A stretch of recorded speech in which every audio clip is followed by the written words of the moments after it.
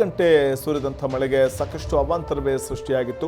ಧಾರಾಕಾರ ಮಳೆಗೆ ಗ್ರಾಮ ಪಂಚಾಯಿತಿ ಒಳಗೆ ನೀರು ನುಗ್ಗಿ ಅವಾಂತರ ಸೃಷ್ಟಿಯಾಗಿತ್ತು. ಬೆಳಗಾವಿಯ ಸುತ್ತಗಟ್ಟಿ ಗ್ರಾಮ ಪಂಚಾಯಿತಿಯಲ್ಲಿನ ದಾಖಲೆಗಳೆಲ್ಲವೂ ಕೂಡ ನೀರು ಪಾಲಾಗಿ ಹೋಗಿವೆ. ಪಂಚಾಯಿತಿಯ ಒಳಗೆ ನೀರು ನುಗ್ಗಿ ಕಿಟಕಿಯಲ್ಲಿ ನೀರು ಧುಮುಕ್ತಾ ಇದೆ ಅಂತಂದರೆ ಇನ್ಯಾವ ಪರಿ ನೀರು ಆವರಿಸಿಕೊಂಡಿರಬಹುದು. ಪಂಚಾಯಿತಿಯ ಒಳಭಾಗದಲ್ಲಿ ಬೆಳಗಾವಿಯ ಹಲವೆಡೆ ಅಂತೂ ಧಾರಾಕಾರ ಮಳೆಯಾಗಿದೆ. ವೇಳೆ ಗುಡುಗು ಸಿಡಿಲು ಸಹಿತ ಬಿರುಗಾಳಿ ಸಹಿತ ಭಾರೀ ಮಳೆಯಾಗಿರುವಂಥದ್ದು.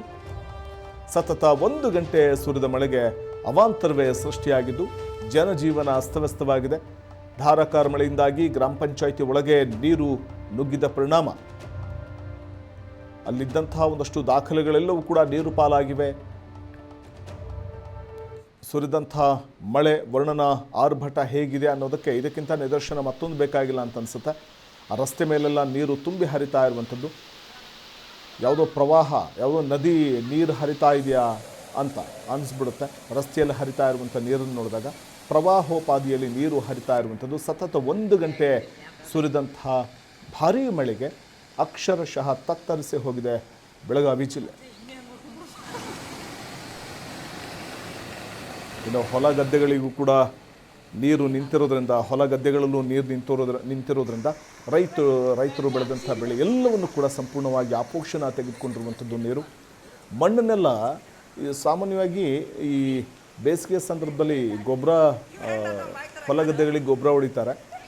ಎತ್ತಿನ ಬಂಡಿಯಲ್ಲಿ ಅಥವಾ ಟ್ರ್ಯಾಕ್ಟರ್ಗಳಲ್ಲಿ ಗೊಬ್ಬರ ಹಾಕ್ತಾರೆ. ಮುಂಗಾರು ಶುರುವಾದಂಥ ಸಂದರ್ಭದಲ್ಲಿ ಮಳೆ ಆದಾಗ ಬಿತ್ತನೆ ಮಾಡಲಿಕ್ಕೆ ಅನುಕೂಲ ಆಗುತ್ತೆ ಅಂತ ಆ ಗೊಬ್ಬರ ಎಲ್ಲವೂ ಕೂಡ ಕೊಚ್ಕೊಂಡು ಹೋಗಿರುತ್ತೆ. ಈ ರೀತಿ ಮುಂಗಾರು ಪೂರ್ವ ಮಳೆ ಬಂದಂಥ ಸಂದರ್ಭದಲ್ಲಿ ಮತ್ತು ಒಂದಷ್ಟು ನೀರಾವರಿ ಬೆಳೆಗಳನ್ನು ಮಾಡ್ಕೊಂಡಿರ್ತಾರೆ. ಭಾರೀ ಮಳೆಯಾದಾಗ ಈ ವೇಳೆ ಹೊಲ ಗದ್ದೆಗಳಲ್ಲಿ ನೀರು ನಿಂತಾಗ ಬೆಳೆದಂಥ ಬೆಳೆ ಎಲ್ಲವೂ ಕೂಡ ಸಂಪೂರ್ಣವಾಗಿ ಕರಗಿ ಹೋಗುತ್ತೆ.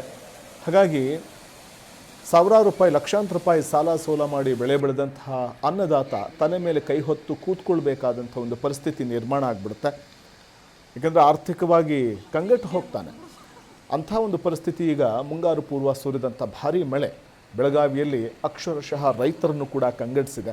ಗುಡುಗು ಸಿಡಿಲು ಸಹಿತ ಬಿರುಗಾಳಿ ಮಳೆ ಆಗಿರುವಂಥದ್ದು. ಇನ್ನು ಮತ್ತೊಂದು ಕಡೆ ಪಂಚಾಯಿತಿಯ ಒಳಗಡೆ ಕೂಡ ನೀರು ನುಗ್ಗಿದ್ದು ಅದನ್ನು ಹೊರಹಾಕಲು ಸಿಬ್ಬಂದಿಗಳು ಹರಸಾಹಸ ಪಡುವಂಥ ಒಂದು ಪರಿಸ್ಥಿತಿಯಲ್ಲಿ ನಿರ್ಮಾಣ ಆಗುತ್ತೆ.